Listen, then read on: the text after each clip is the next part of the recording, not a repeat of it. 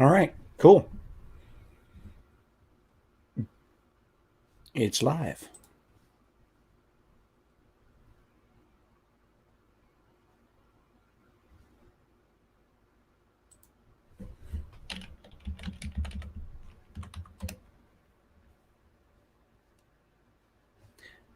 It has been.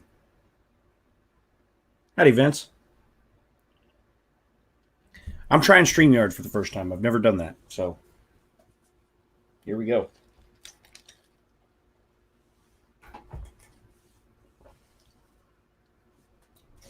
Seen everybody else using it. Seems pretty easy to use. Hey, Ryan.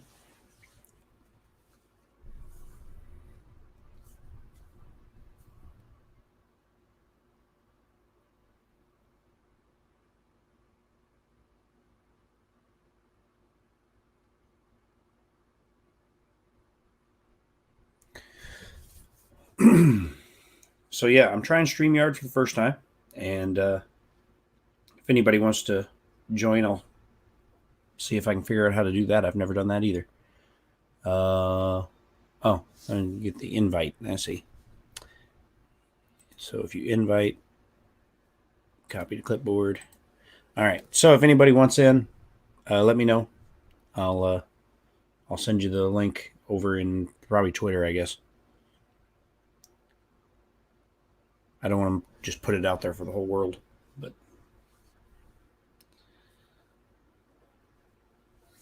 I'll DM it to you on Twitter if you want in. So how's everybody been doing?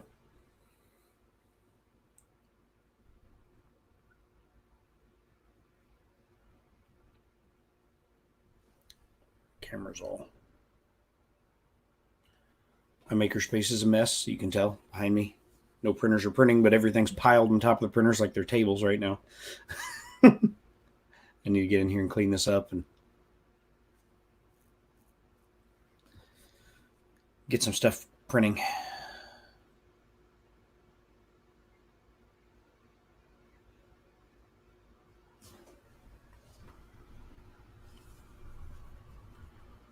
Ooh, the A8 Plus, huh?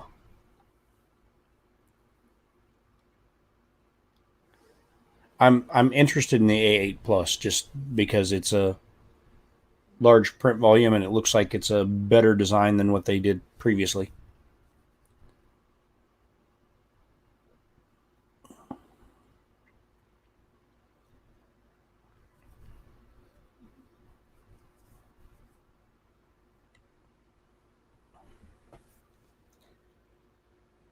My camera's focus is having all sorts of issues today. It's blurry.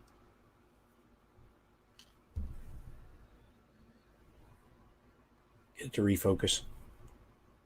It's still like trying to focus in on the stuff behind me rather than.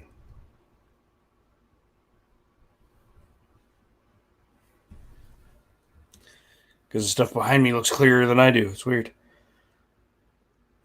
Oh.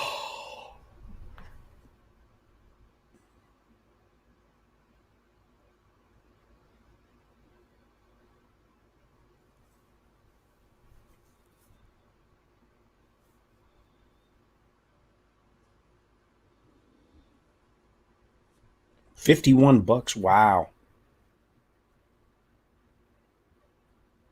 I mean, the Ender 3 price is good too, but.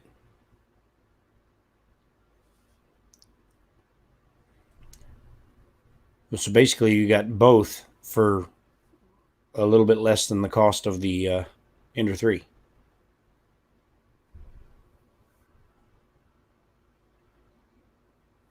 I got a friend of mine back in Kansas City that he's into tabletop gaming, and I've convinced him that he needs a 3D printer because he's got all these like miniatures and he tries to scratch build buildings and stuff. And I convinced him that a 3D printer would save him time and money because the miniatures that he's buying.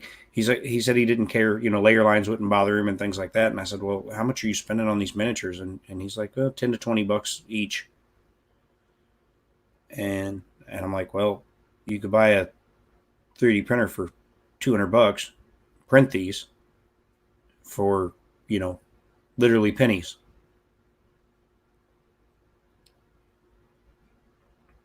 So when I was back in Kansas City a couple months ago, I was showing him all the stuff that I was printing and stuff, and he's interested. He thinks he's going to get one for Christmas.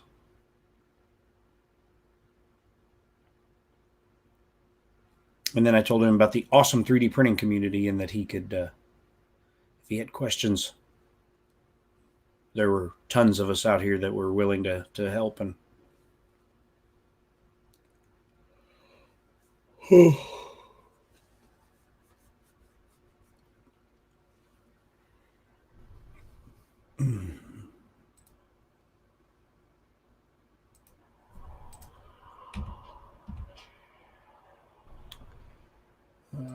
system,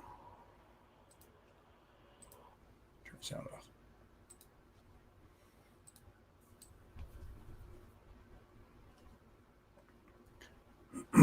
Just messing around with a game while chatting with you folks. I did get some work done on the semi yesterday, which was fun.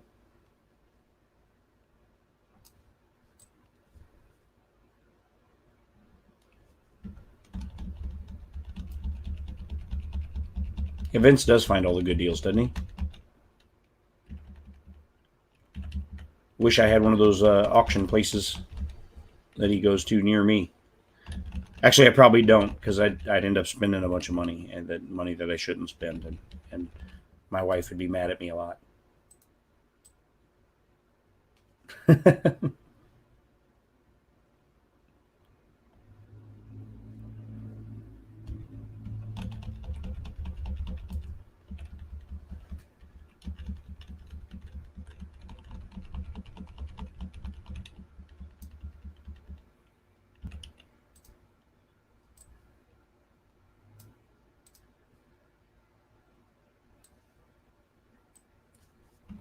Yeah, I was playing my game this morning. I thought about, streaming the game on Twitch, and I went, you know what? I'm going to try Streamyard and see how that goes. It'll also, since it's roughly the same time of day, give me a nice comparison to see, compare the 3D modeling Twitch stream I did yesterday versus my YouTube stuff, and see a direct apples to apples comparison. Well, I'm already broke. I would be like extra broke. It would be bad. Especially since I'm coming into the time of year where I'm just pretty much going to be broke for the next several months.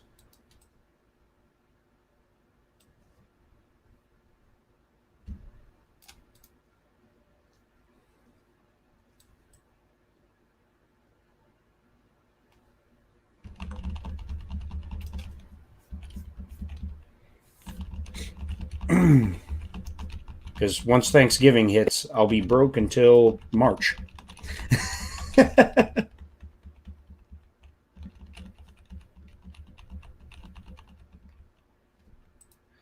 I'll still be working, for a while, just as many hours for like a third of my pay, a third of my normal pay.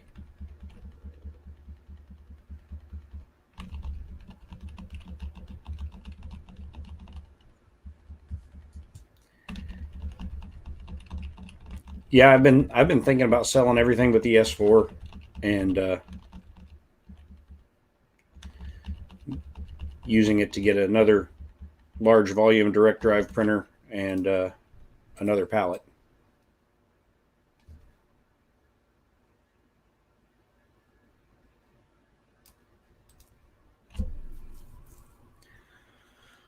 What's up, Haas? I don't know if I've seen you in one of these, one of my streams before. Unless you've changed names or something. I don't recall that name.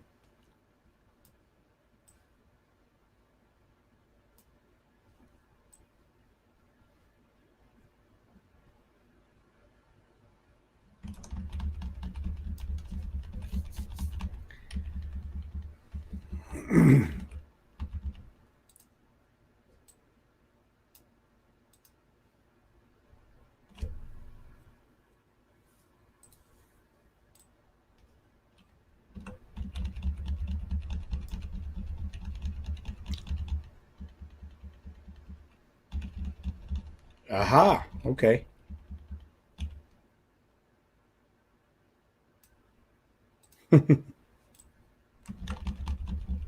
Try to.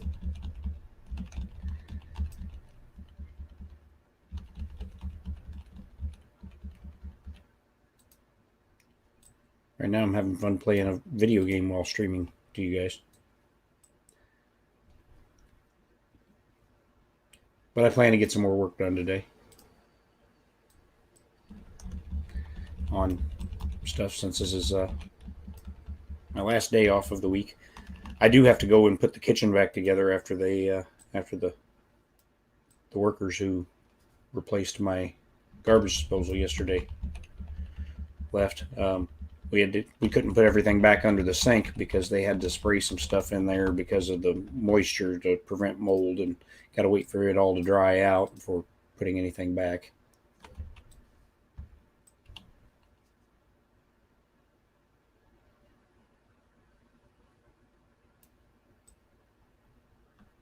Yeah, I need to get Blender opened up and start doing some stuff. I will here in a little bit. I'm just trying to finish these quests I'm on World of Warcraft.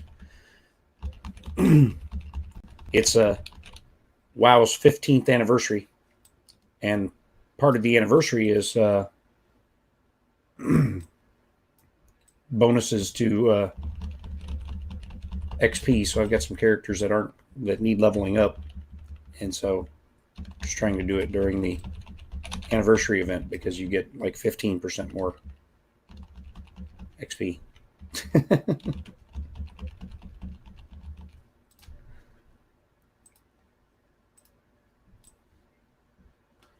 But yes, welcome to the madness.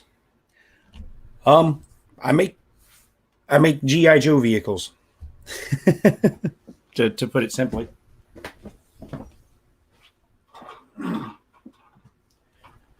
I design them and print them. Like here's the last one I completed. Which now that I have a palette too, I'm doing, multicolor stuff.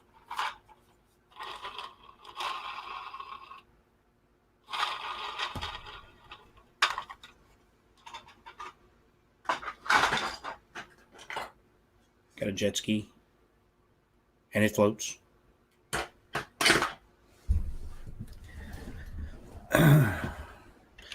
And I've got so many projects like started but not finished, it's not even funny.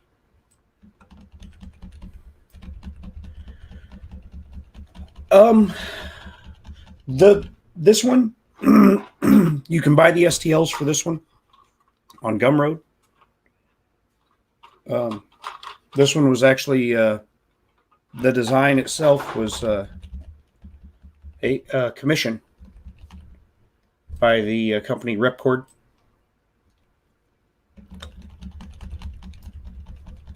Hey, Robbie Mac. So the design itself was a commission by the company Repcord, but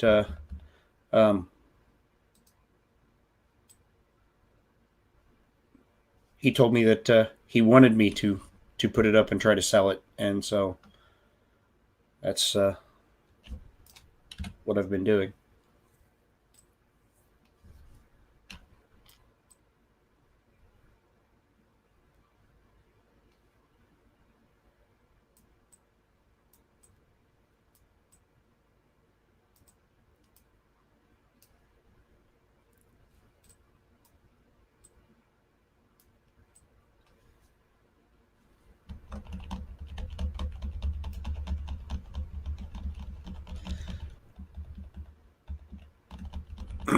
Haven't sold very many. Also, people who support the channel on Patreon get access to the designs, to all the designs, even the ones that I don't release to Thingiverse.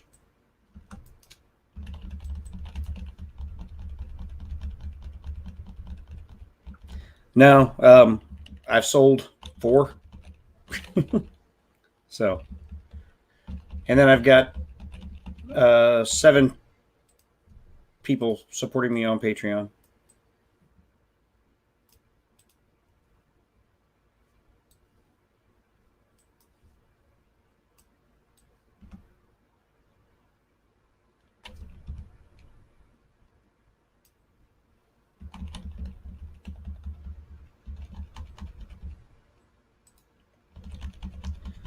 So, not getting rich off of any of this anytime soon, but that's not what I do it for.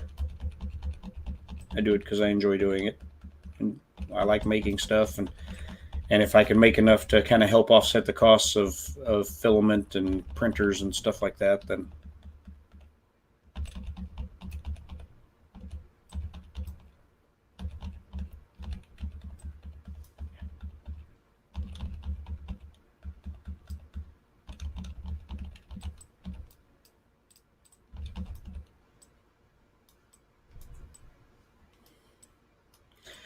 nothing really new and exciting, Robbie. Just kind of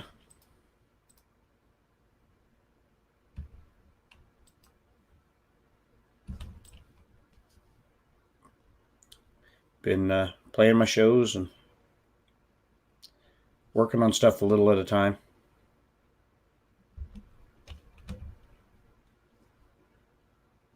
Yeah, I won't be getting rich off of any of this anytime soon, if ever. Probably never. More than likely never. But I'm okay with that.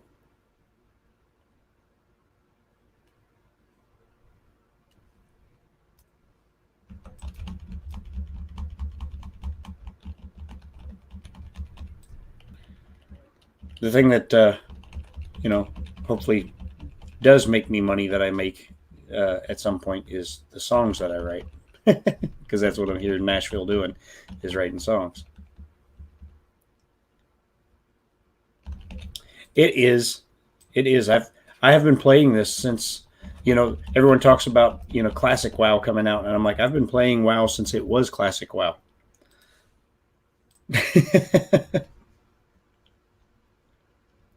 I have off and on subbed to this game for 15 years. Mostly on. I've probably missed a year total throughout that 15 years.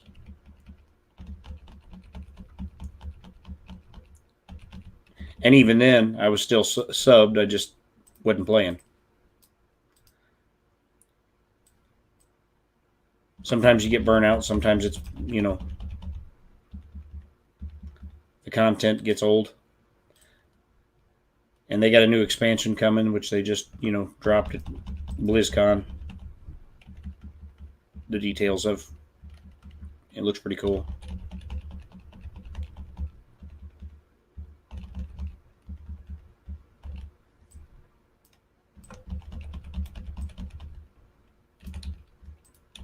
So I'm looking forward to that.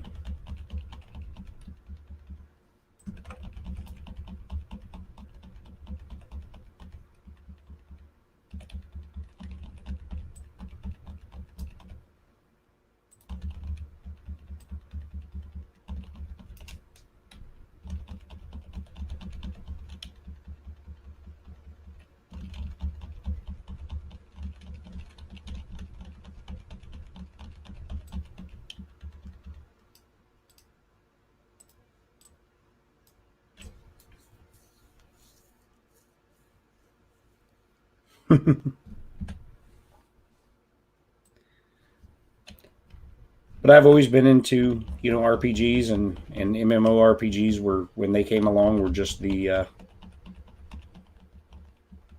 best thing ever, because they were an RPG that never ended.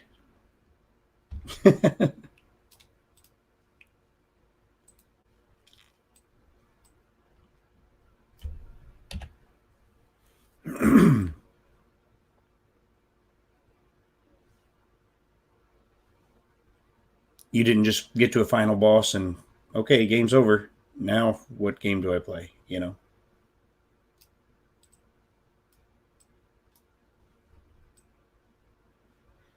You get to the final boss on this, and by the time you get to the final boss and get it beat in, a matter of a couple months, a new expansion would come out. And you'd have a whole new set of content and bosses and things like that to get through.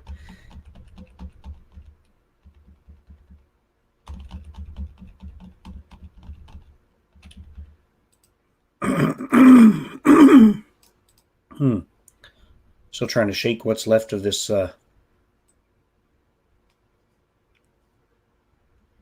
minor bit of pneumonia that I was dealing with, which is hard to deal with bronchitis and pneumonia when you're a singer for a living. It sucks.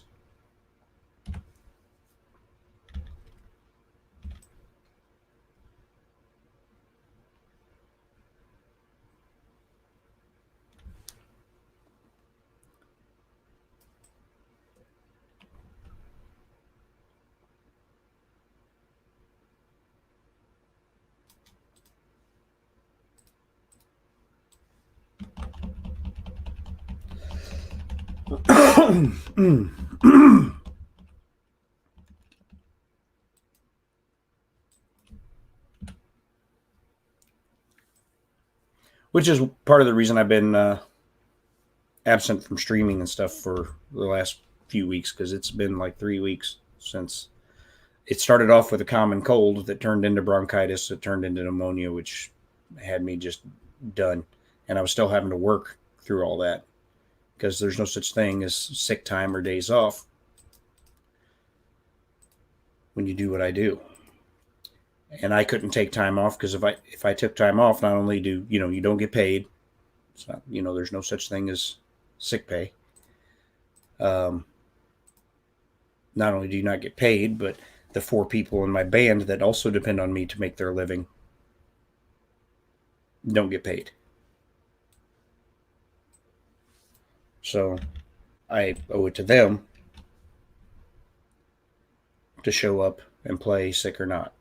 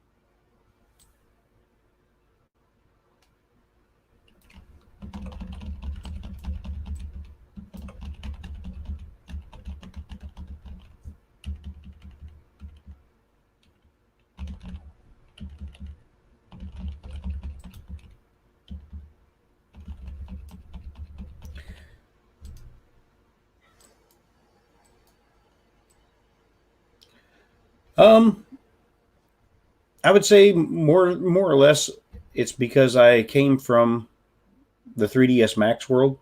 That's what I was trained in when I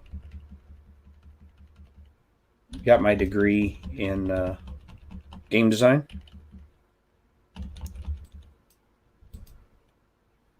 So coming from the 3DS Max world to the Blender world is a much easier transition.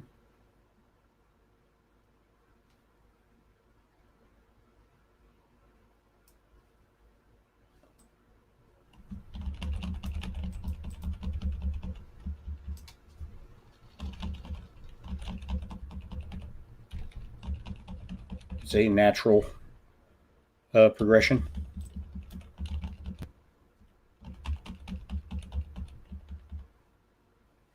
Because there's a lot of similarities.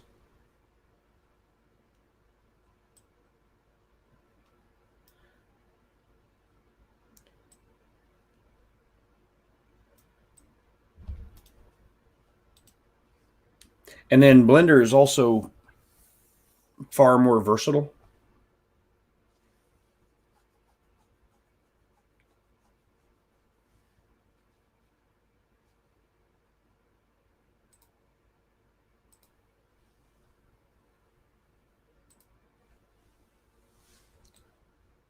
As far as the things that you can do with Blender.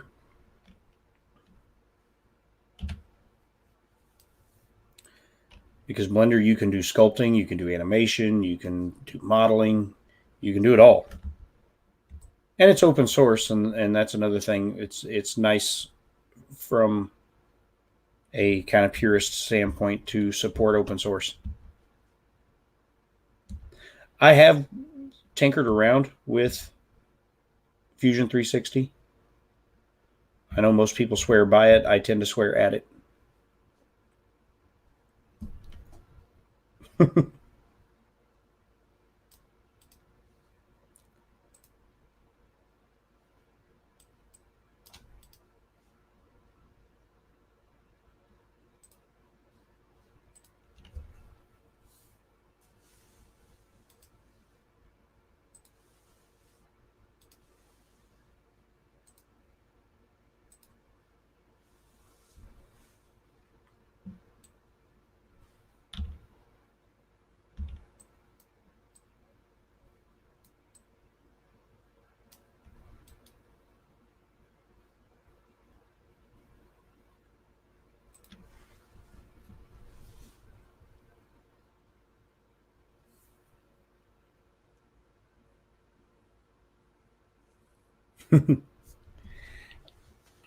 But yeah, supporting open source movements is always good. And then the other thing that's nice about Blender, because of the way that it's been developed, is add-ons and things like that. There are some add-ons that I use that are, you know, phenomenal. They're ones that you know, I've had to pay for, but the things that they do cut hours off of designing stuff.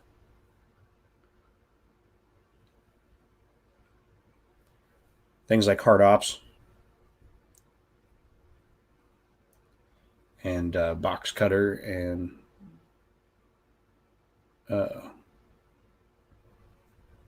what's the other one that I got?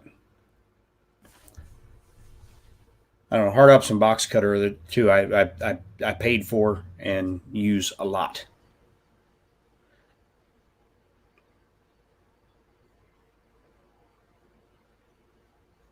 Tissue and I don't even know how to say that. Sverchak. I don't know. I'll have to check it out. There's another one that I want that I haven't bit the bullet and paid for yet because I think it's $50. I've got it saved in my Blender Market account on my wish list thing. But yeah, I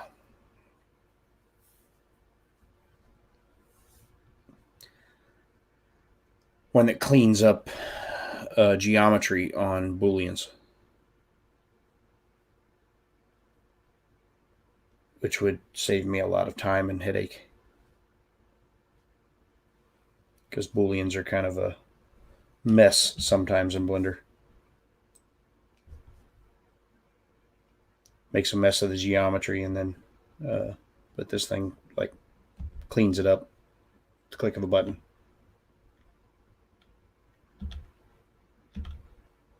Cleans up the mesh.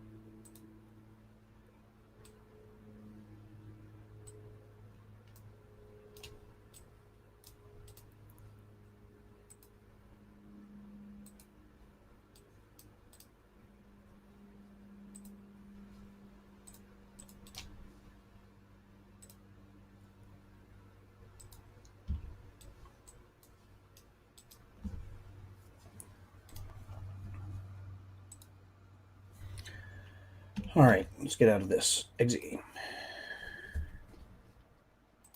And let's open Blender.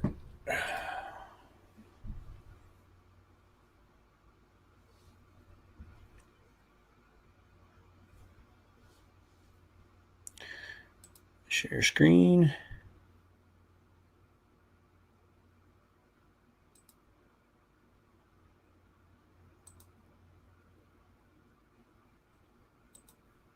Under. Allow. There we go.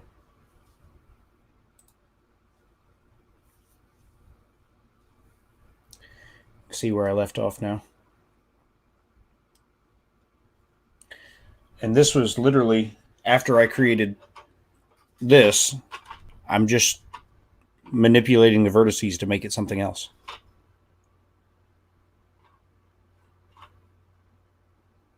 This is going to share some of the components with this.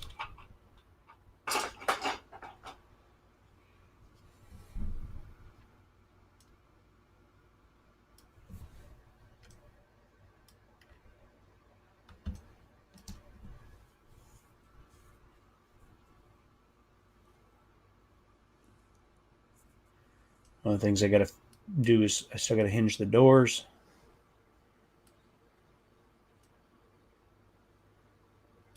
Got to build the connection point for the trailer there. Got some things to tweak yet on the fenders. And then the cab will be pretty much ready to start printing.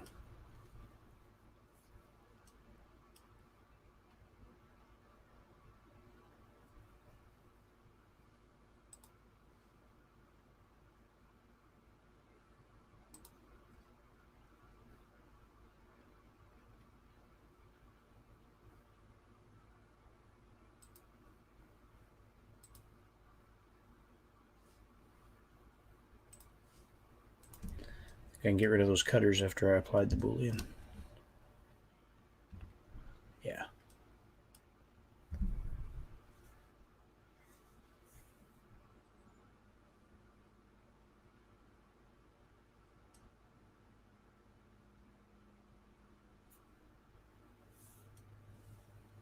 So yeah, I've still got some work to do on the fenders. I gotta, and probably amongst that work with the fenders is where I'll work in the hinge for the doors.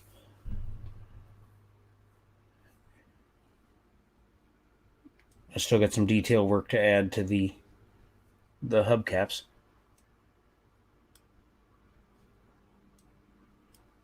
I just kind of fleshed out the basic shape of them. Now I got to go back in and add detail.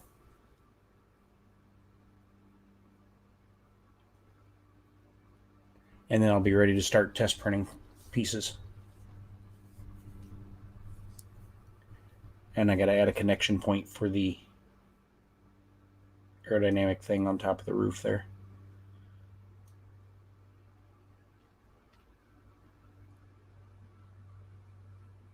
But it's coming together.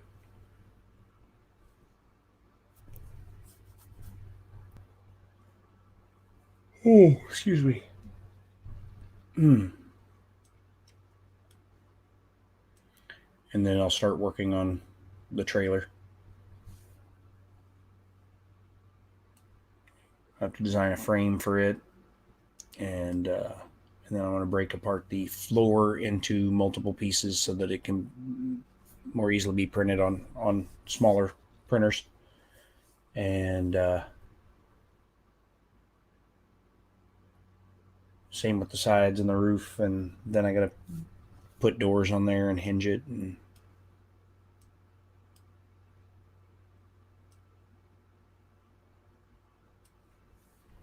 But it's coming along.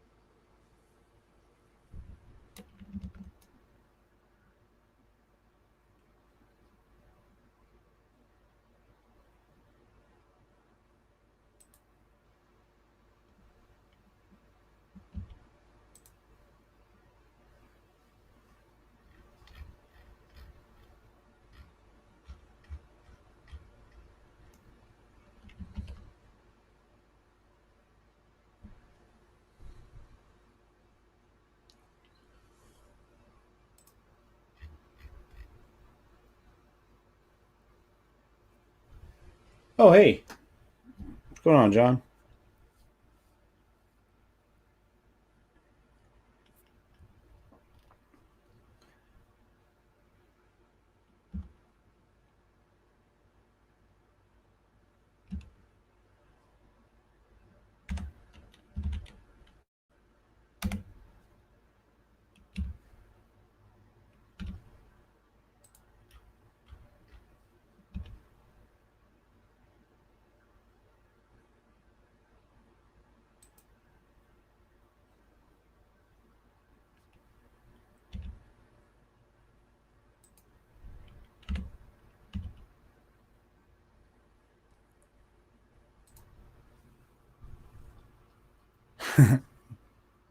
John's not here again.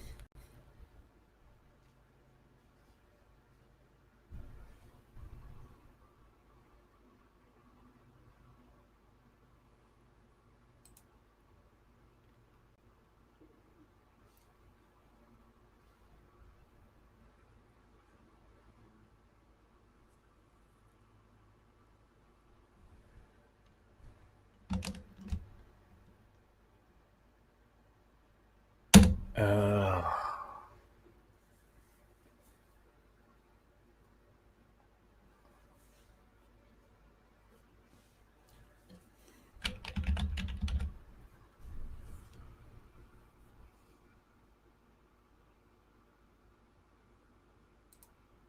set origin to 3D cursor.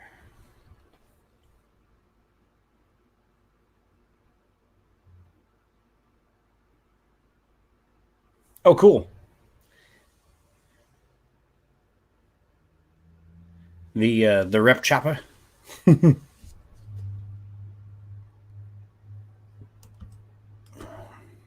Get to the chopper.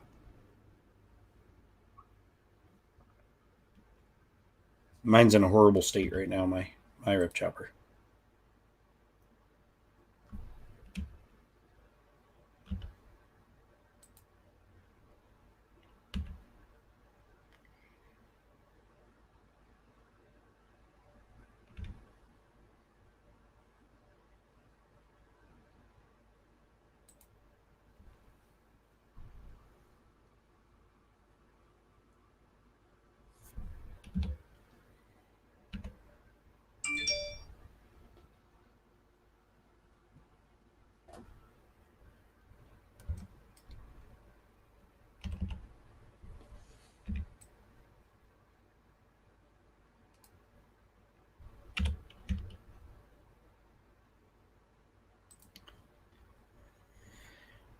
My rep chopper's all in pieces right now.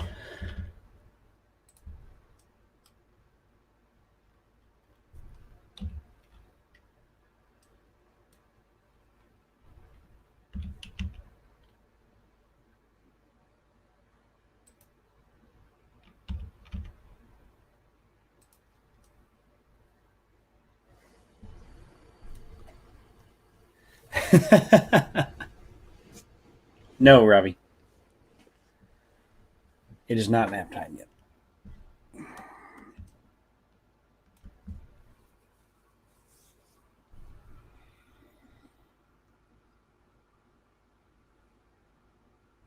Mm.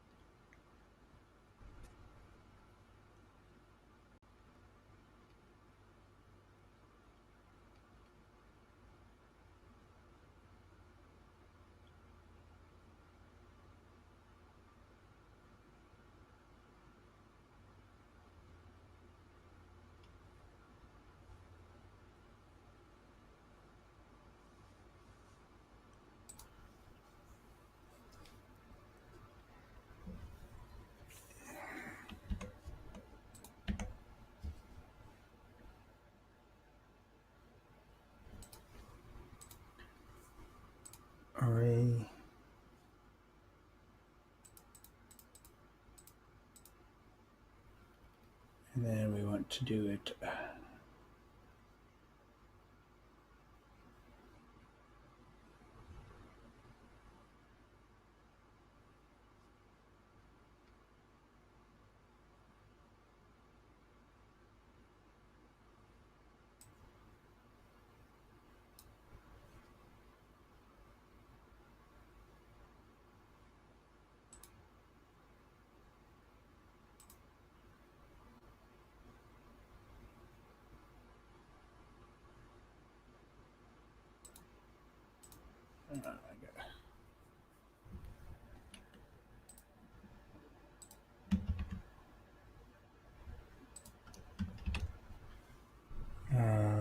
Curve, a circle.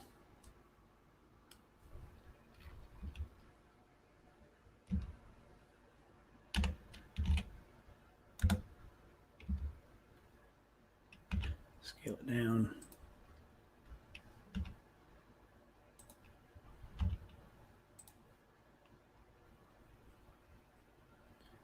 Scale it down. All right, Haas, thanks for stopping by, man.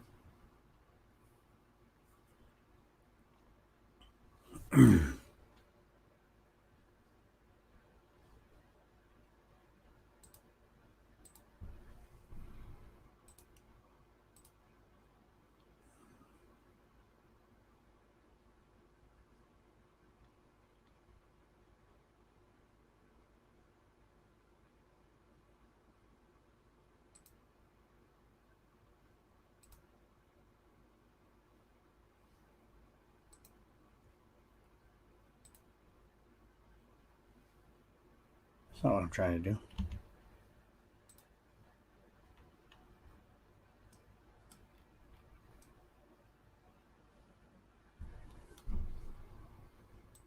I forget how to do this.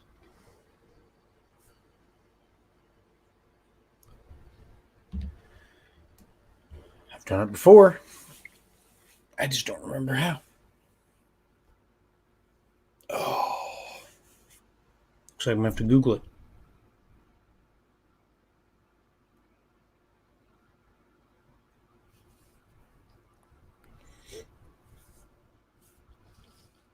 An array around, let's see.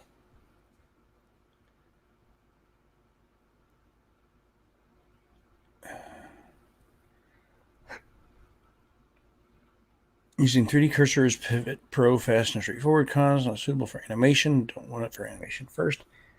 Use an empty object in the object offset section in the array modifier. Okay, so add a modifier, array, object offset.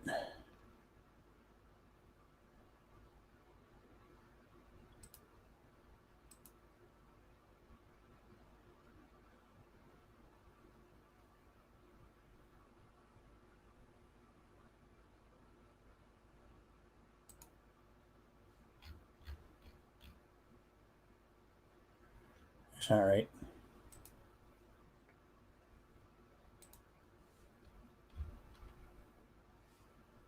All right.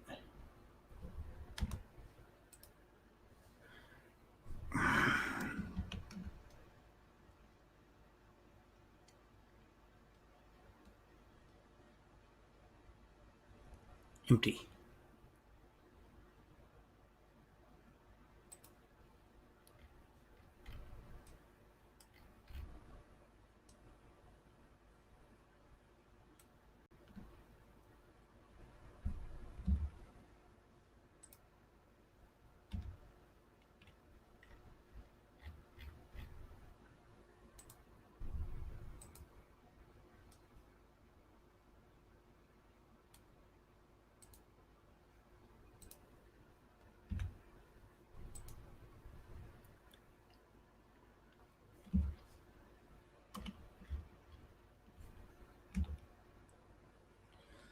Rotate the empty 90 degrees.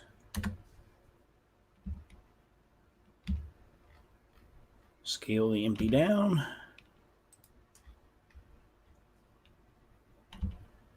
wireframe so I can see where I'm scaling it down, scale it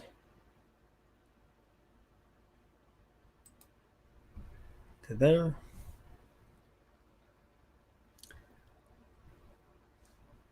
Back over to Streamyard so I can see.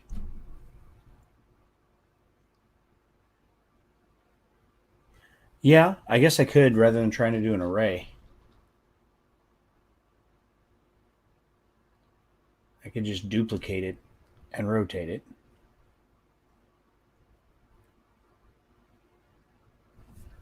Yeah, that'll make my life easier. You're right, Robbie. How many times you hear that? I'm just playing, man. Just playing. Don't get mad. It's okay. Uh-oh.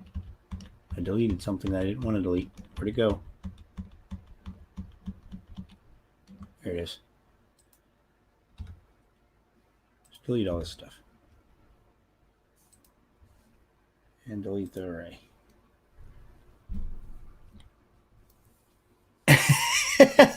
Never. He hears it never.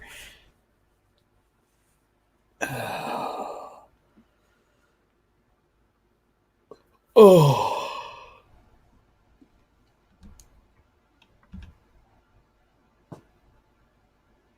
Let's make that bigger.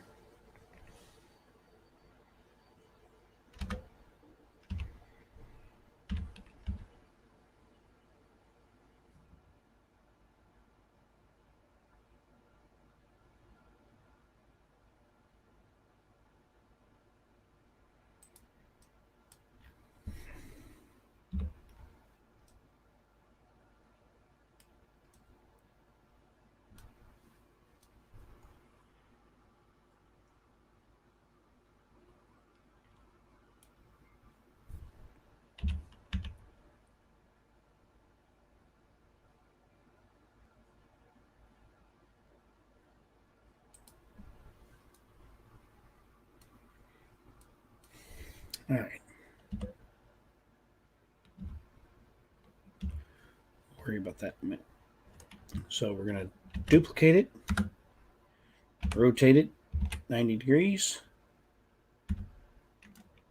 duplicate it, rotate it 90 degrees, duplicate it, rotate it 90 degrees, and then we're going to join all these. Control J, duplicate it, rotate it 45 degrees,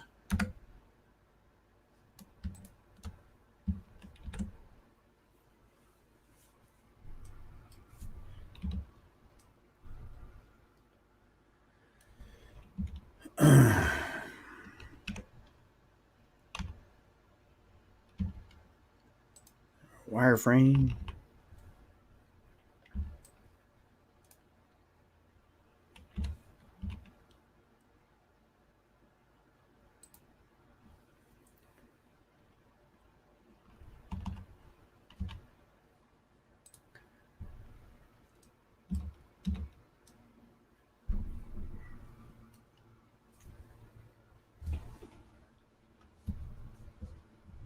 Yeah, thanks, Robbie.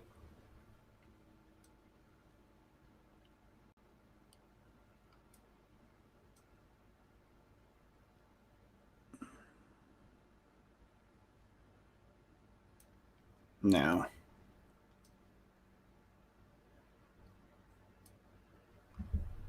I'm going to take this one and modifier Boolean. It's object.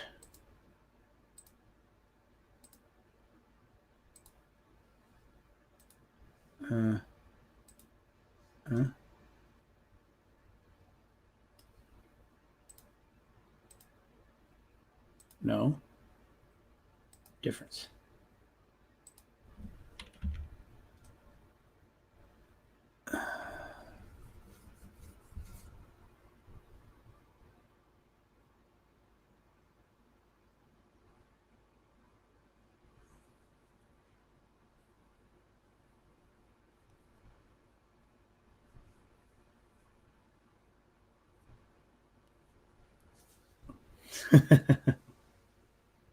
You guys are silly.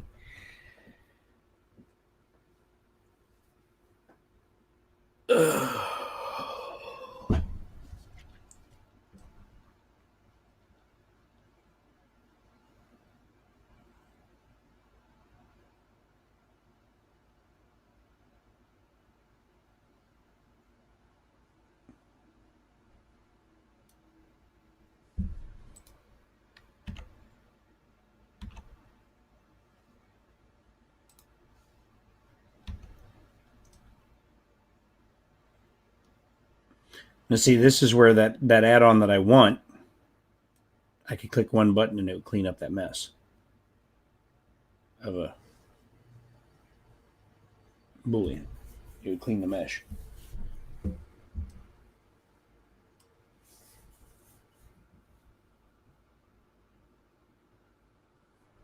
$78. I was 1.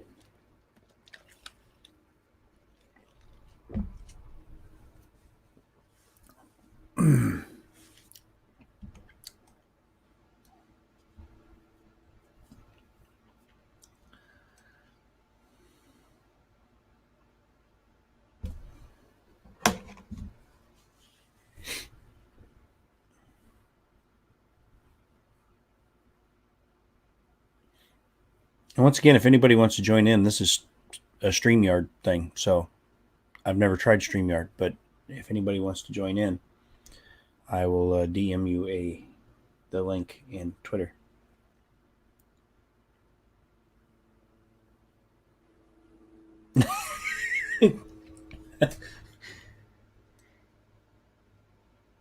You guys are crazy, but in a good way. Yeah, this is my first time trying it, and I like it. You know, it seems to be working well. I was having a lot of frustrations recently streaming on YouTube with their interface and how it all works, and the quality of the stream was always iffy. The stability of the stream was always iffy. And then I started streaming some gaming stuff over on Twitch, and because for the longest time I was thinking it was my internet connection, maybe it was my equipment, my camera, something was sucky. And then I started streaming over on Twitch doing some gaming stuff, and everything was so much better. And I got to thinking about it. You know, YouTube wasn't originally created as a streaming vehicle. It was a video platform that they adjusted to streaming. And then Twitch was created from the very beginning to be a streaming platform.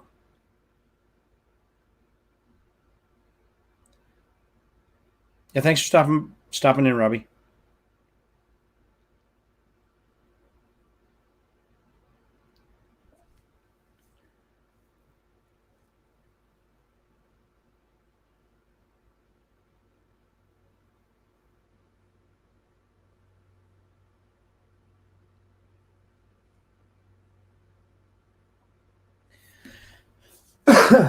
So I got to thinking maybe that was the reason that Twitch was so much more stream friendly than YouTube, was that it was designed to stream from the beginning rather than adding it in as an afterthought.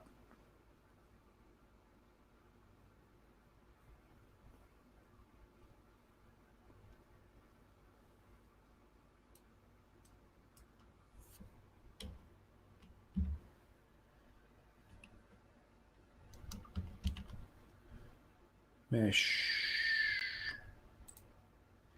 Add a cylinder.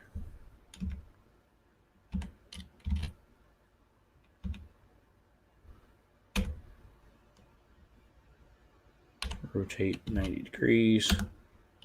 Scale it down. Scale it down.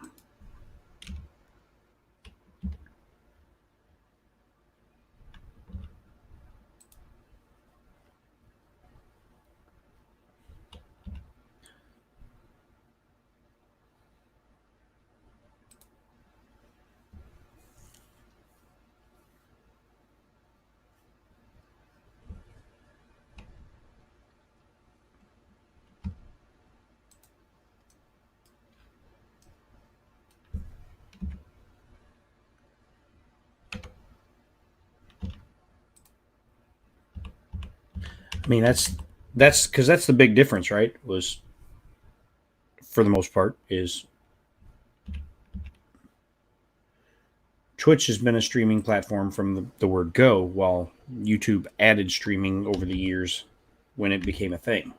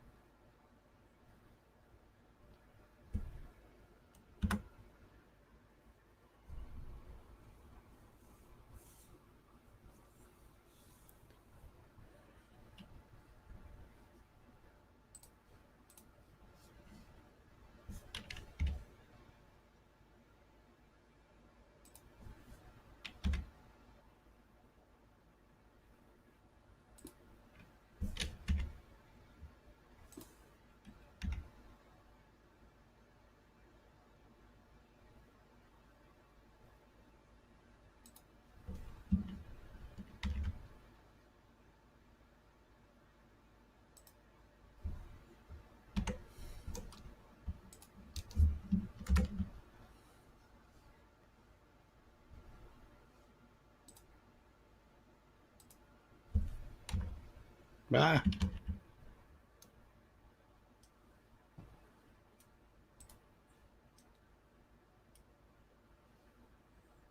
where is my modifier for that?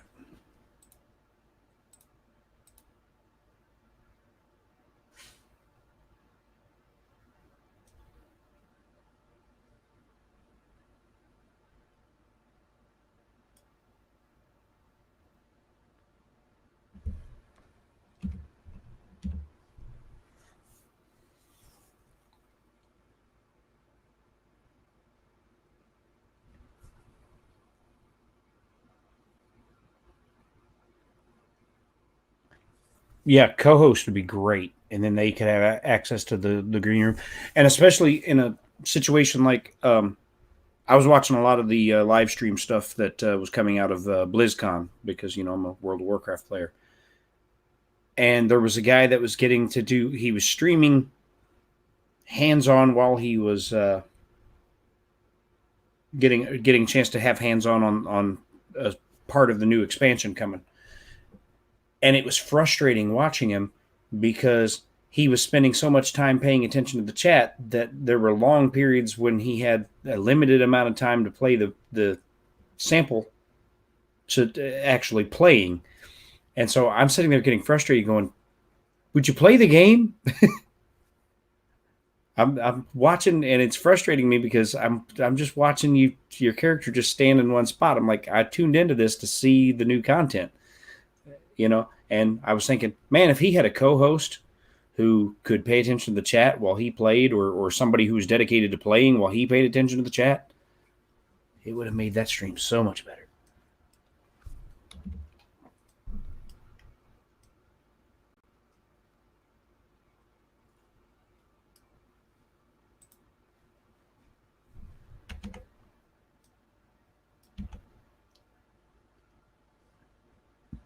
Oh, there it is.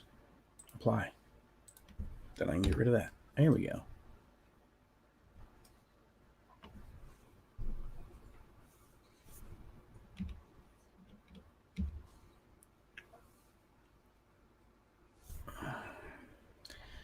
So you see some of the artifacts that are being created here with the Boolean operators. You can see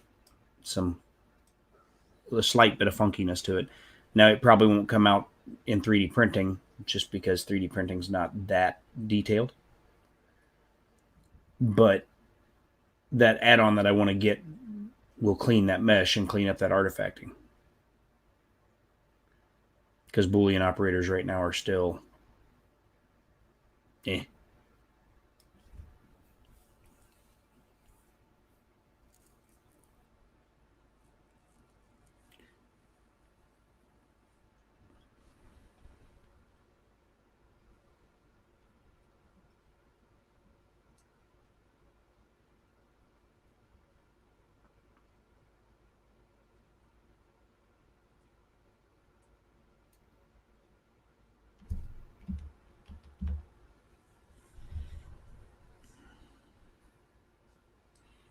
And I'm already thinking, I don't know how well this is going to work in 3D printing because there's some areas that concern me. Oh well, we'll try it.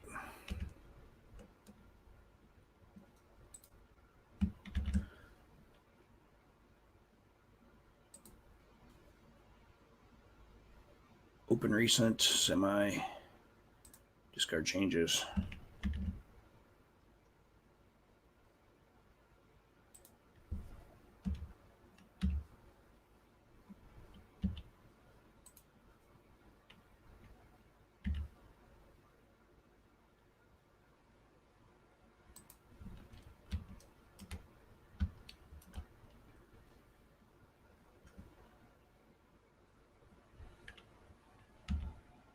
Let's kind of eyeball this in place for right now.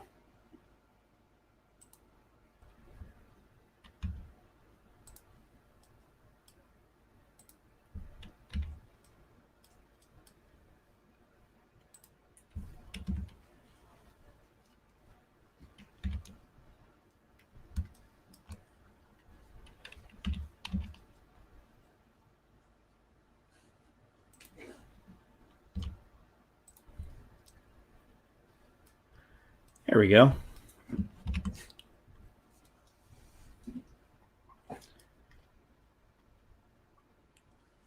That looks a little better, right? Sometimes it's easier when you're trying to detail a single object. that's a single object within a multi-object build.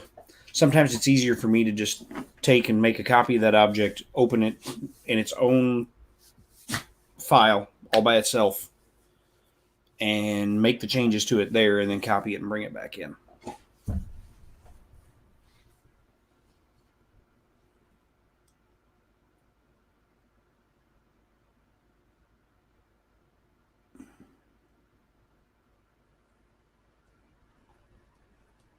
Yeah, I like the way that looks.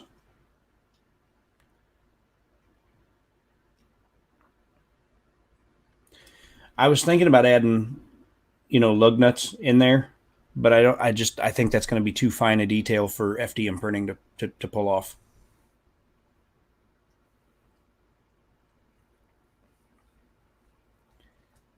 Maybe if I was printing it in SLA.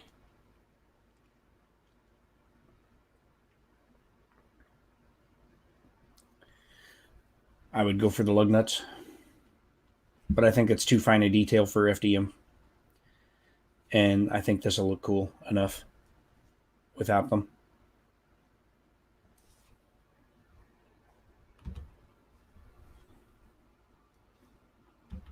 Oh. Where's the one I just hid? There it is. We don't want to render it.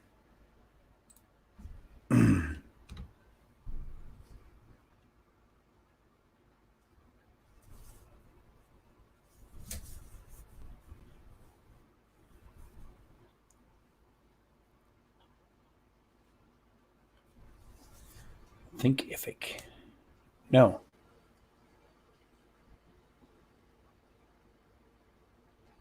Huh. I'll check it out. Let me write that down.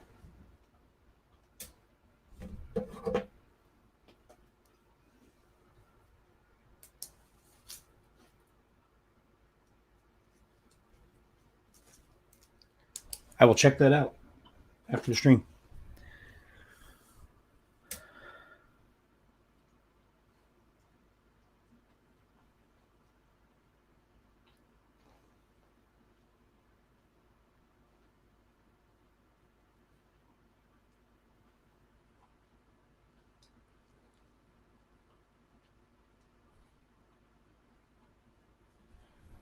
Joey, what are you doing? Quit.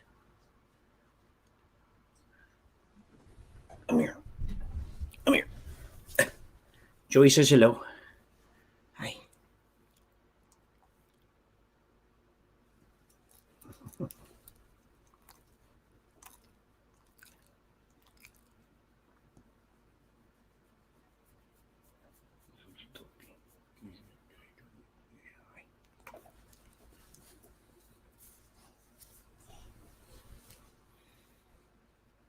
What? Oh, is you tired? You tired, puppy? Oh, okay. I'm gonna lay your head on my shoulder.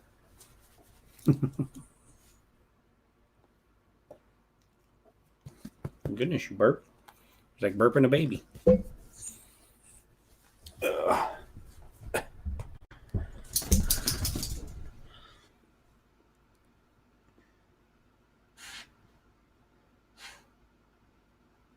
Yeah, I'm willing to check it out, especially as winter months. I feel like Game of Thrones season 1. Winter is coming. It's the same thing for musicians on Broadway in Nashville. We all worry about winter is coming. Winter is coming. Our pay is going to drop to a third of what it was.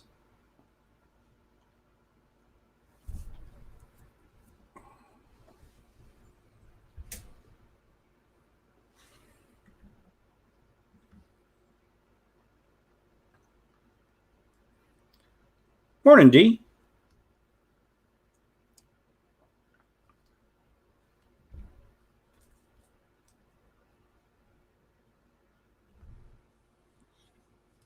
So yeah, I pretty much just got to go through the whole model and add the functional connection points and things in some places, and item by item add detail to it, like I just did the wheel there, the hubcap,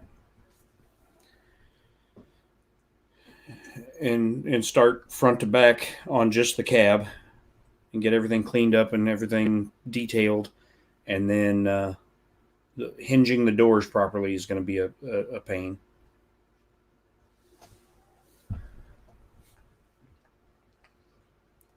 But then once I get there, I can it'll be ready for test print. And then start working on the trailer. And the good thing is about a project that's this size, the amount of time it's going to take to print everything. While I'm test printing the cab, I can design the trailer. Because right now that box is just a placeholder to let me know, size and dimensions and such.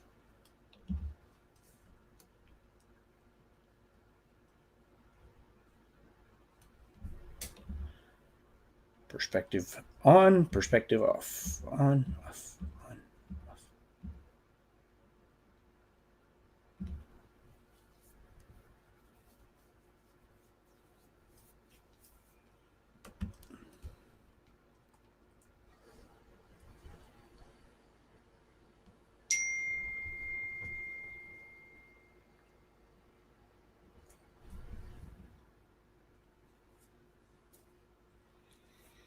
Oh, dear Lord.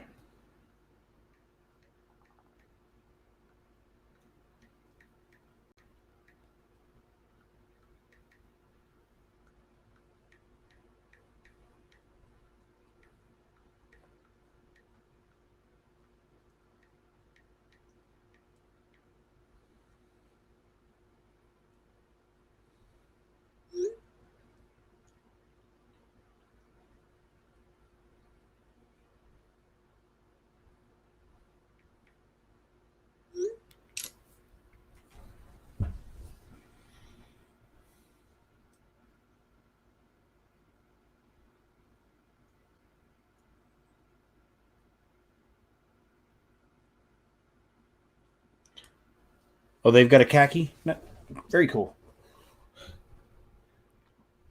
Right now, I've still got almost a kilo of khaki to print through before I'm ready for any more khaki. It's the brand. It's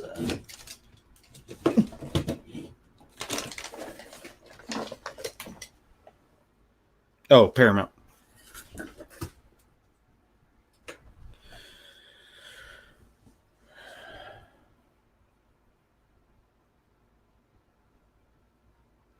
Will do.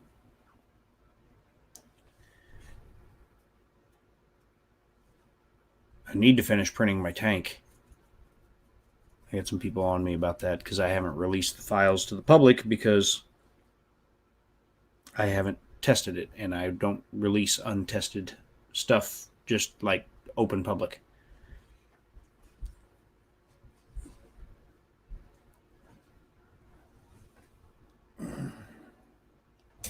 And Roy Holly printed most of it, but not the turret. And I printed even less than that. I've got the lower shell here, and I've got the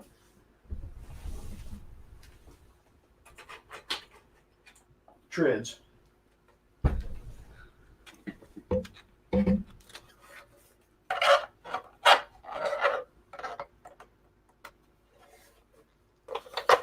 Get in there. Get in there.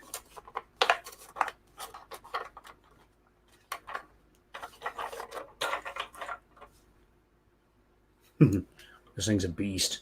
It's huge. Where's the other side of the treads? Oh, it's over there. Okay. Just making sure it didn't get lost because as much work as those are, I don't want to redo that.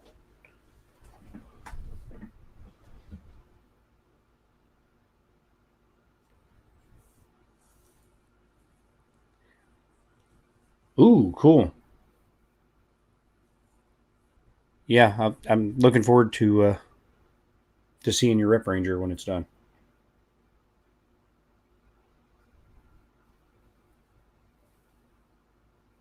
Hmm. 400 by 400 by 650. Wow.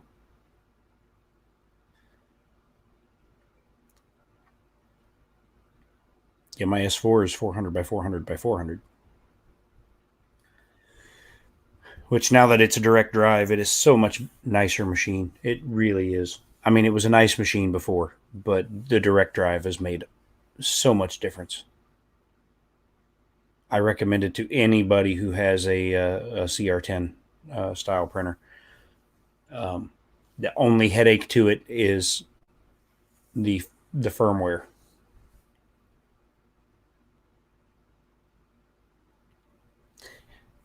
Because you put the wheels on too soon and trying to get them off, you broke something.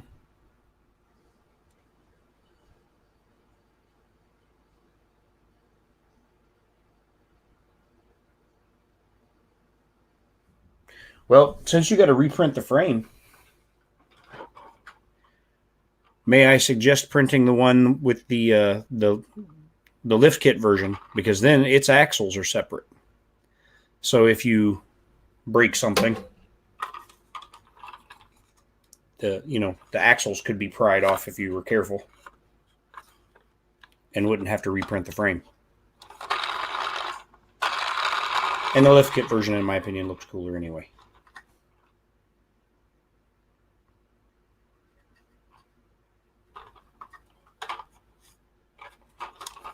Well, and the American flag version now, that's just sweet.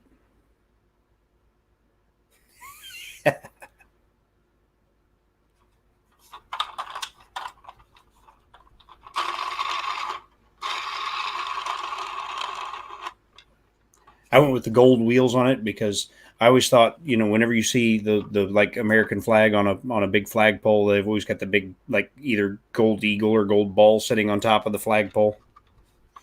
So I went with gold wheels,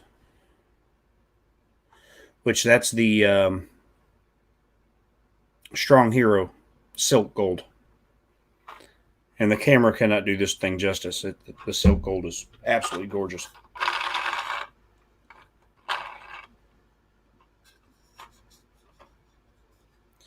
Plus the lift kit version of the frame, I updated the headlights a little bit.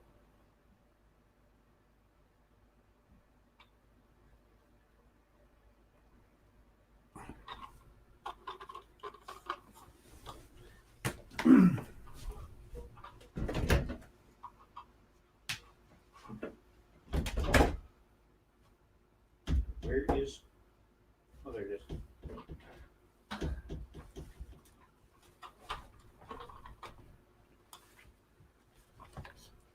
is. There's the headlights on side by side.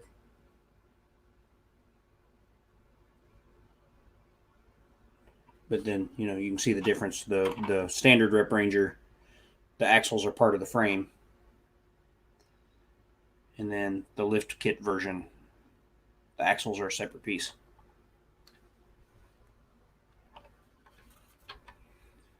Yeah, all the files for it are up on the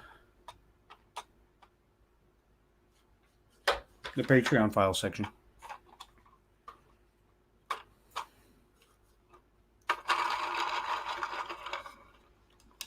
Which, so is this if you've got multi-material. This was on Gumroad for a while, but I'm only going to have it on Gumroad seasonally. I'm going to put it up around the 4th of July, like put it up in June so people have time to print it for the 4th of July, and then take it down at the end of July. I'll probably put it up in June and take it down in the end of July.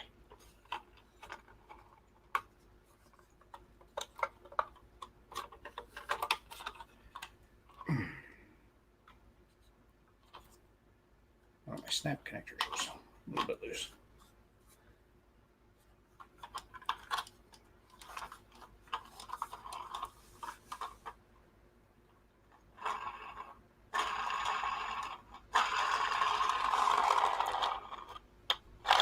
Also, I think I've really got the axles dialed in nicely now, where,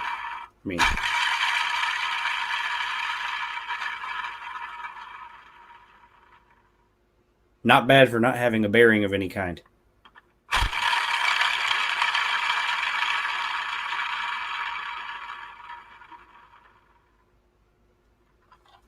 I've really got those dialed in nice.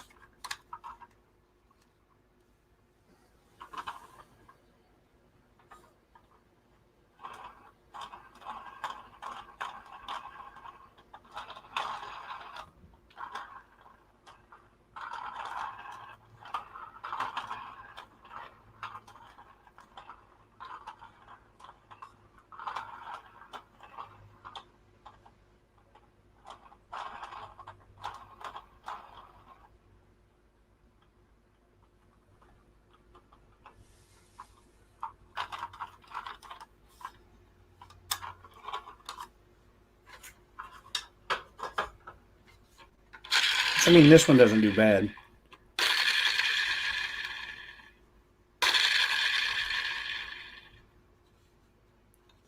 But, here you can see the difference between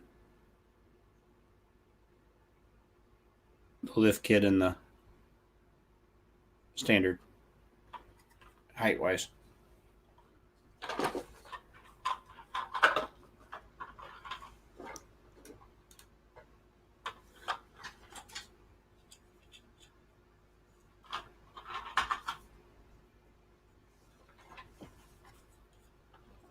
Hey, Don.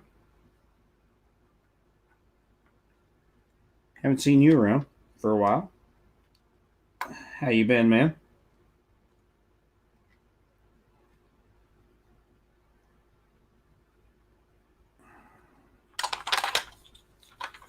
Having problems getting that to plug in.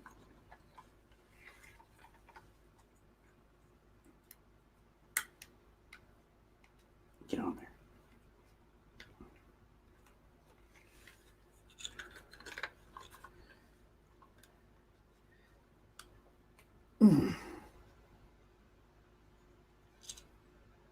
I may have to file on that a little bit.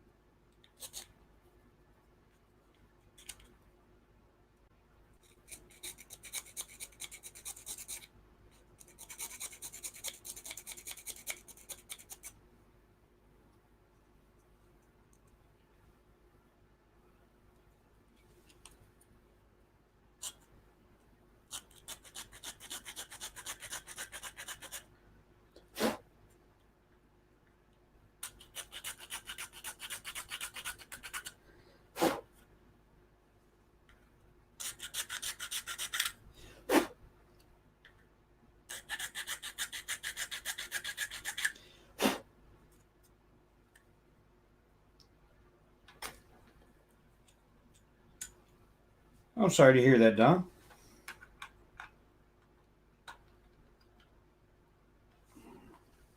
Get to feeling better soon.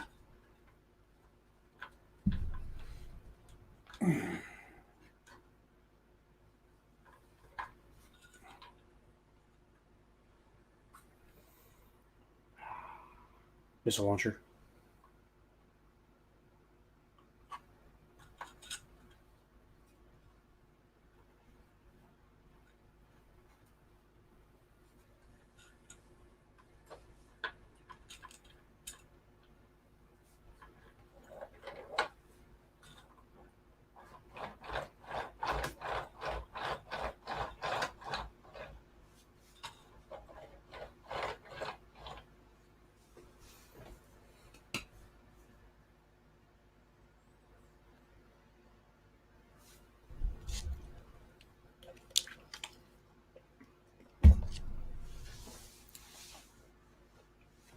Excuse me just a second, guys.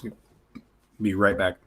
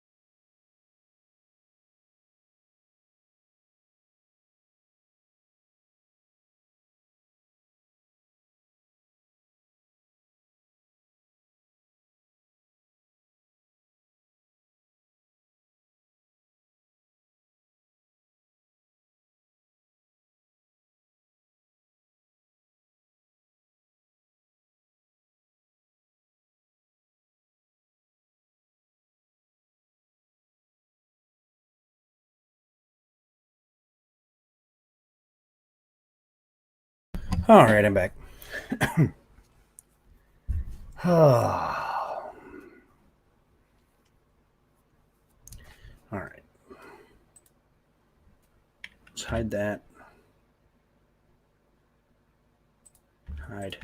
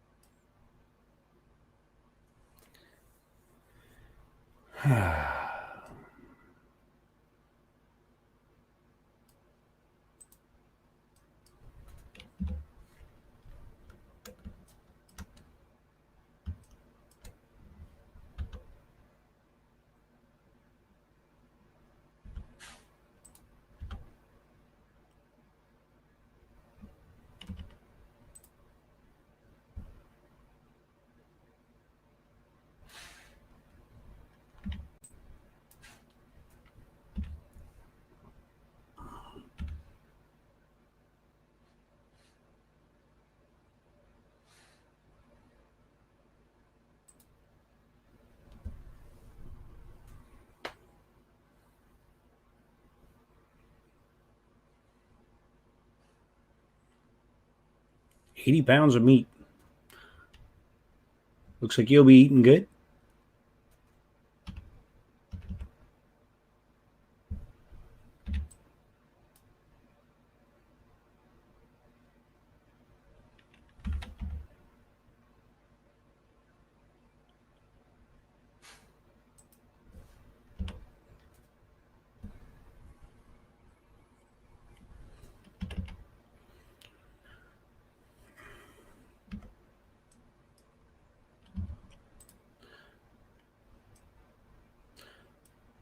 So I still have to work on the connection point for the fender pieces to connect them to this inner body structure here. And then I got to hinge the doors.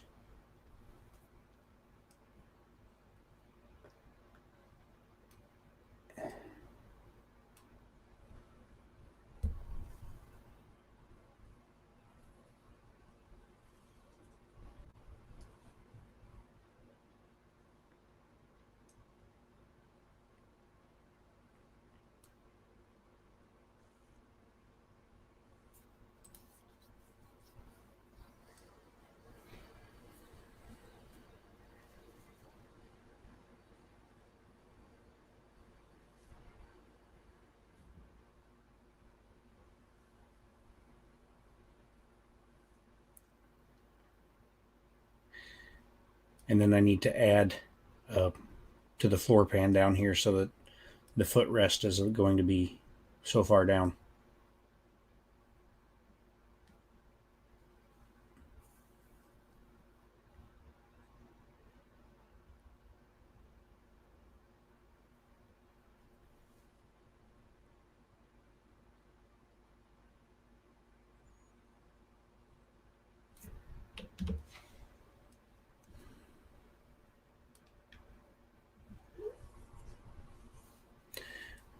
And what I'm thinking for hinging the doors, I'm just going to put a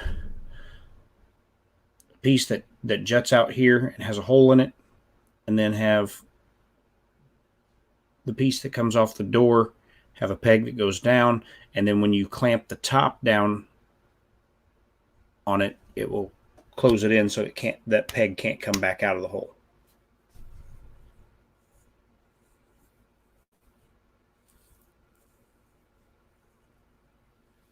I don't know, still some adjustments to be done.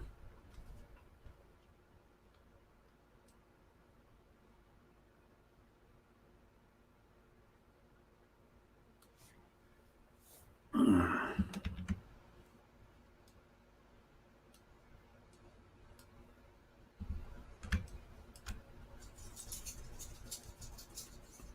going to add some detail, I think, of some kind up here on the front of the fender, because that just looks like too big of a blank space, and maybe a vent or something over here on the side. And then I don't know, maybe some additional light recesses here or something. I don't know. I haven't decided yet.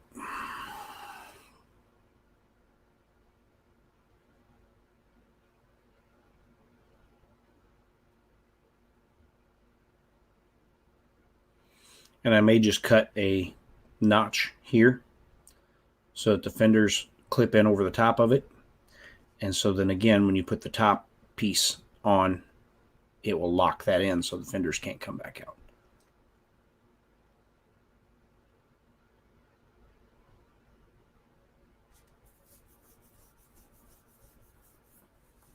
So you'll have the frame, you'll snap the wheels and tires onto the axles. You'll snap this inner piece here onto the frame. Oh wait, actually you'll snap this piece onto the frame, then you'll snap this piece onto the frame. Then you'll slide the fenders down, because like I said, I think what I'll do is I'll cut out a notch here and then have like thing that juts into there and hooks over this. So you'll notch those in, you'll peg the doors in, then you'll snap the top piece on, snap this top piece on, the green piece here, and then snap the roof on.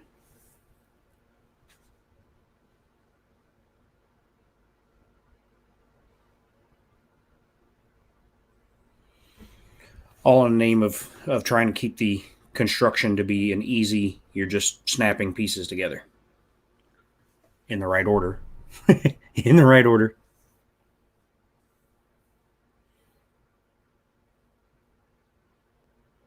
And then when your body's all assembled, you'll snap the axles with the wheels and tires on them on the bottom and be done.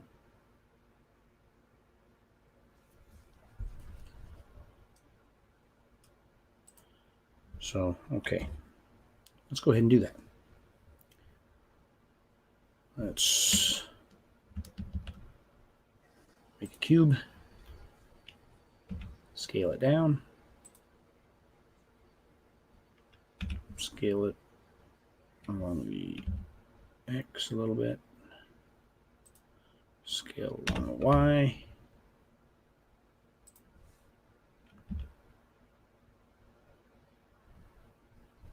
Move it along the Y.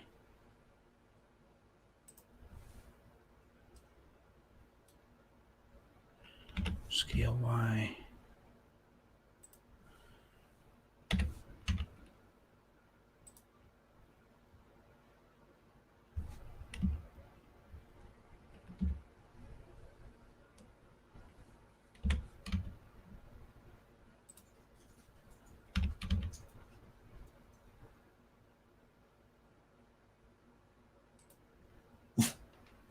Joey.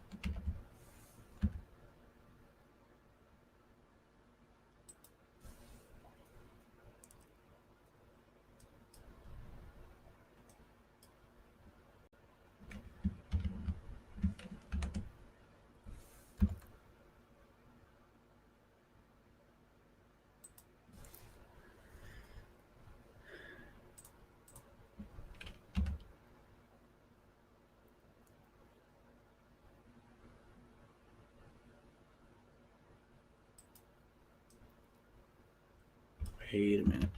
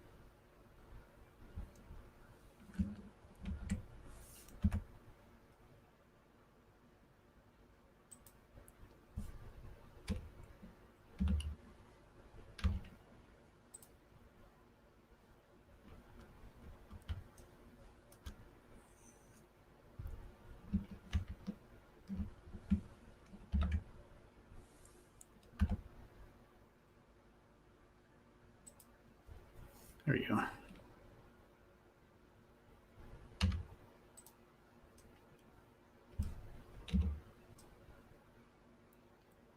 No.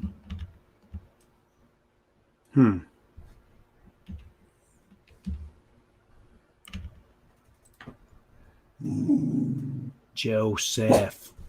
No. No. No. No. You're not vicious.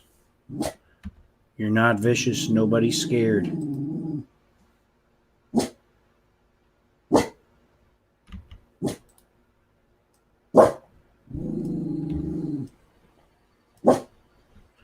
Joey. Joey.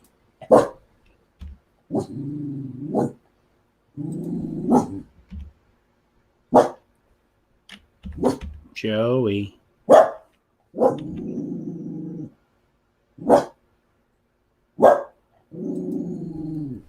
Hey, knock it off.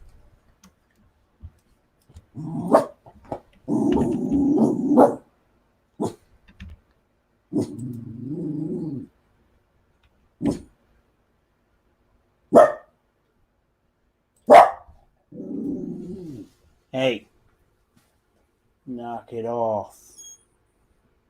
No. No, it's just people walking down the sidewalk. Joey.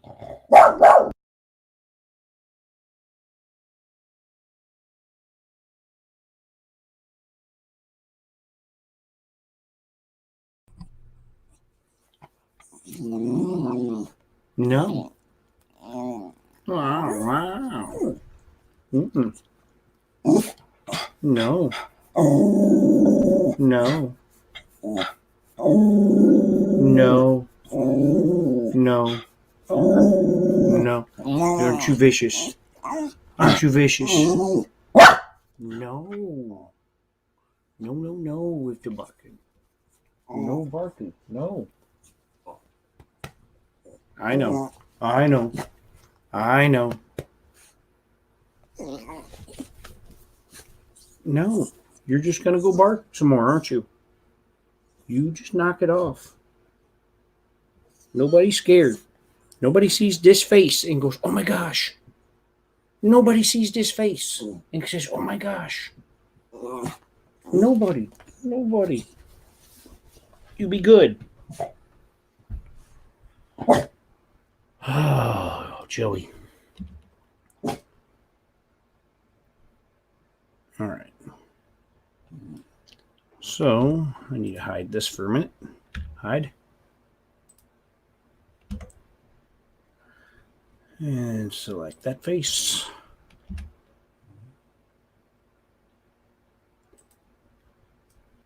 Extrude that down. Okay.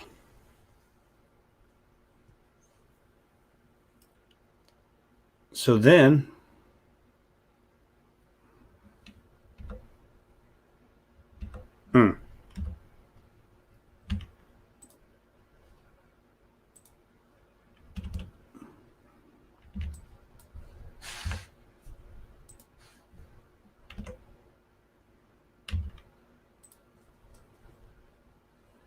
So then you see you'll print this inner body piece. You print the fender, and the fender will just clip over that spot right there.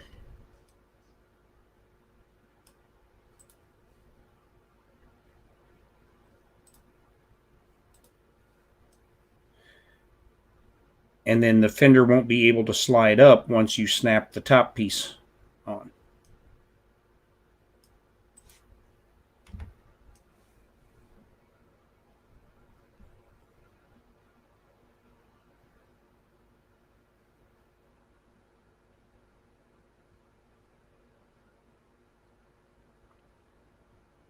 That makes sense, yeah?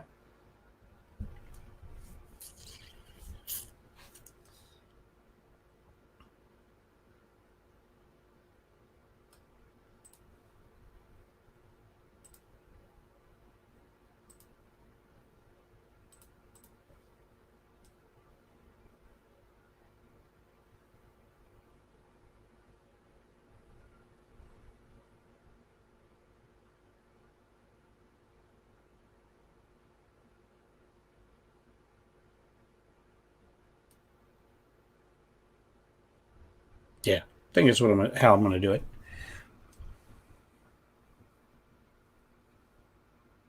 Especially since I've already done it.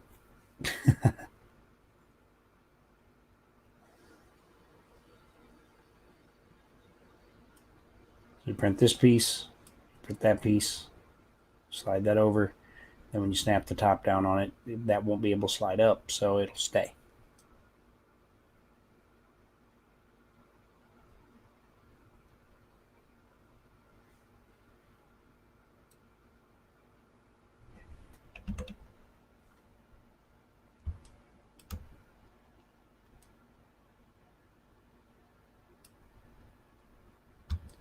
All sorts of weirdness going on there that I'm going to have to clean up.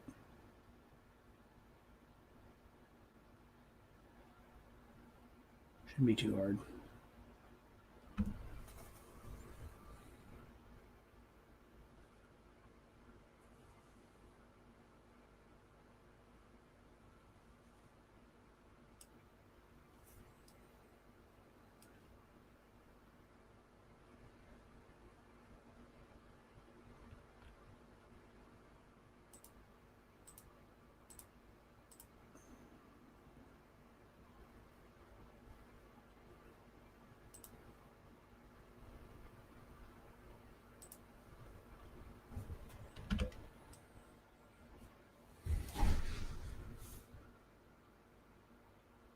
What in the world was that?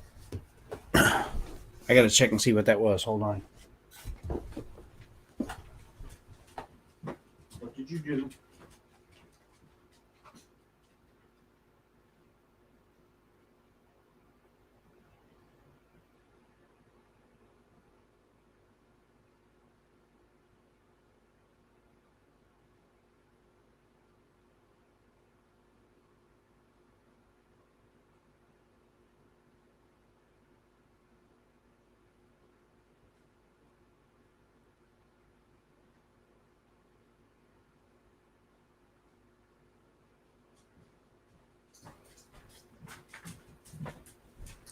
I don't know what he did. Oh. All right.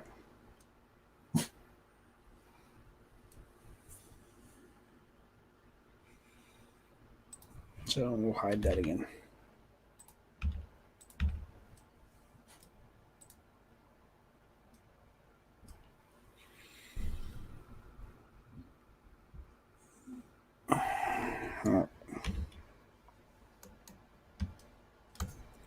So let's make a cylinder mesh cylinder scale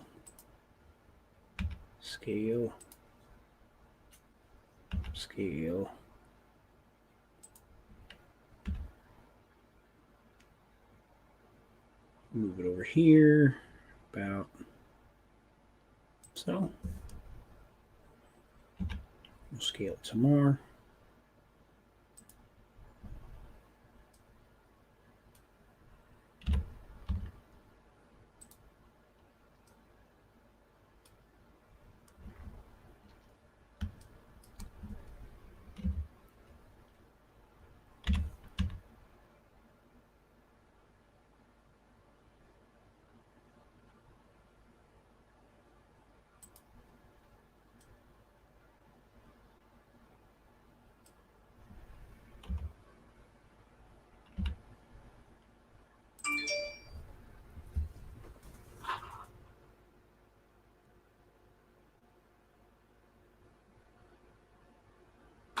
Can't do that shift. Okay.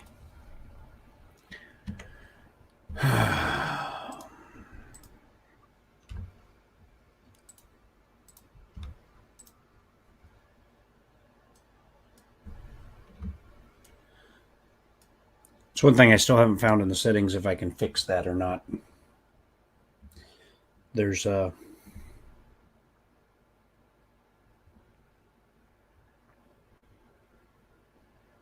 how it goes out of isometric view and back into perspective view every time you change angles. All right. G along the Z.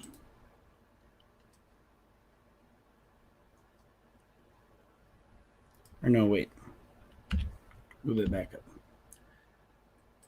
Then we'll extrude along the Z. Scale.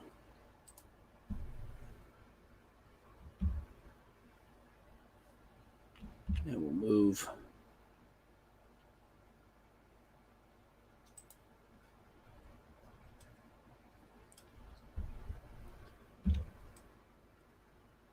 that into there, so that should be able to print without supports. Put a face on that.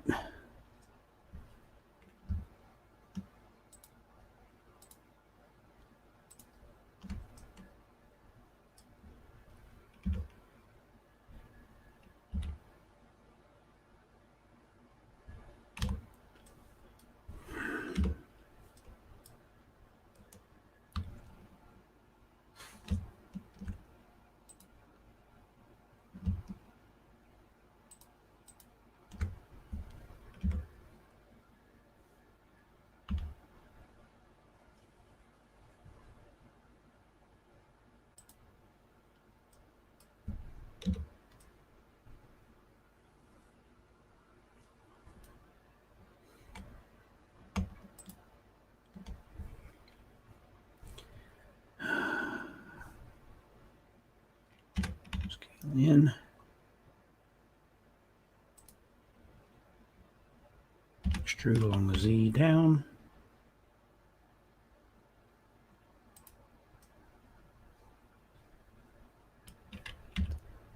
Put a face there.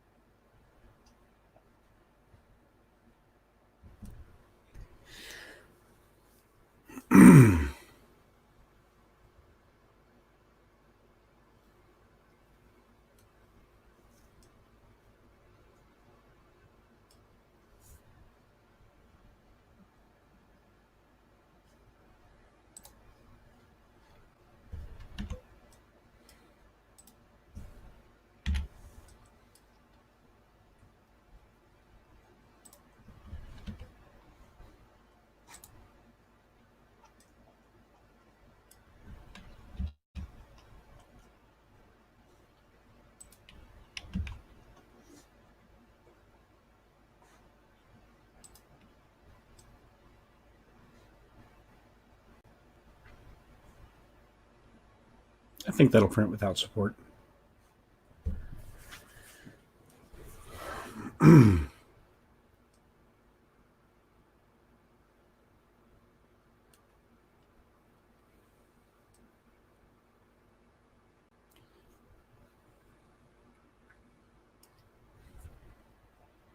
Maybe. Hold on.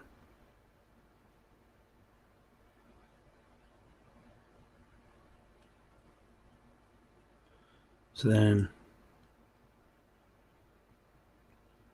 make a mating surface on the door that has a little L-shaped arm on it.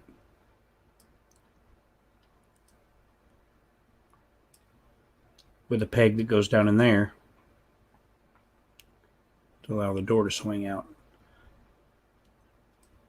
I don't want to combine this yet because I'll have to do some simulations using pivot points and all that to make sure the doors will open. But I think if I have a little, arm attached to the door there with a peg that goes down in that hole,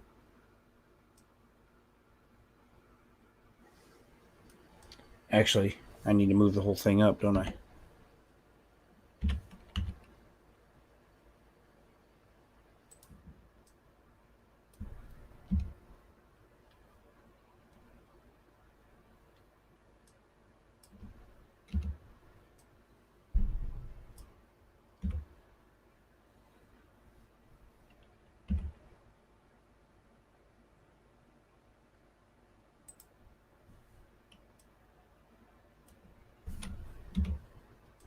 Yeah.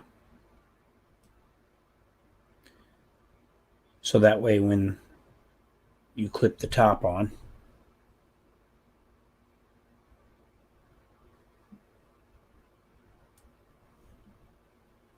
that can't slide up. Oh, which actually, never mind.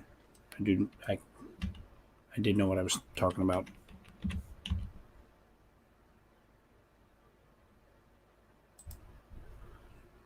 Because I've got some room for the piece there.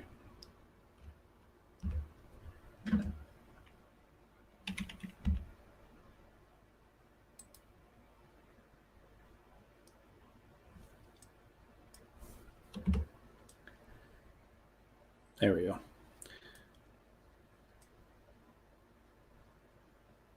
So you'll peg the door in there, and then when you put the top piece down, it'll clamp it so that it can't be pulled back up.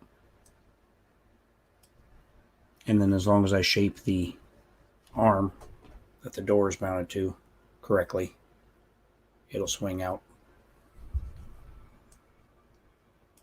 clear of this outcropping here. Yeah.